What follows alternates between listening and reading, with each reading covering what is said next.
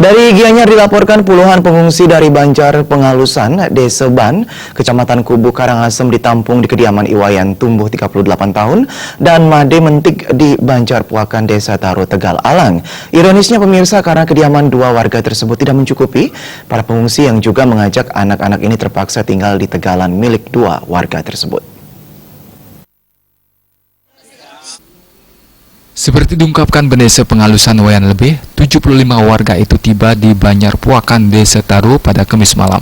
Mereka datang diangkut truk dengan membawa sejumlah kelengkapan termasuk 30 ekor sapi, 8 ekor kambing hingga 10 sepeda motor. Agung meletus itu. Ya. Memang sudah segawat ini sekarang di sana ya? Di sana ada kan warga saya bisa mengusulkan di sini. Oh, mengusulkan untuk biar mengungsi ke sini ya. Yang ke sini berapa orang? 20 kakak. Ya. Kalau jiwanya berapa? 19 kakak. Orangnya saya tidak tahu. 75. Apa saja yang dibawa ke sini? Punya kan tidak apa-apa itu bawa kan sapi peralatan rumah tangga.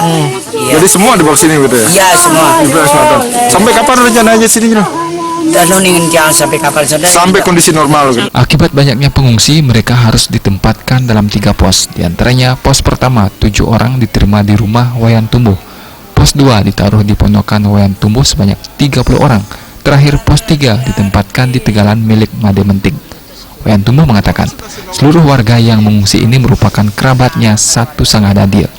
Tumbuh pun mengaku menerima informasi pengungsian ini sejak 5 hari lalu, namun Kamis kemarin kedatangan para pengungsi dikatakan mendadak.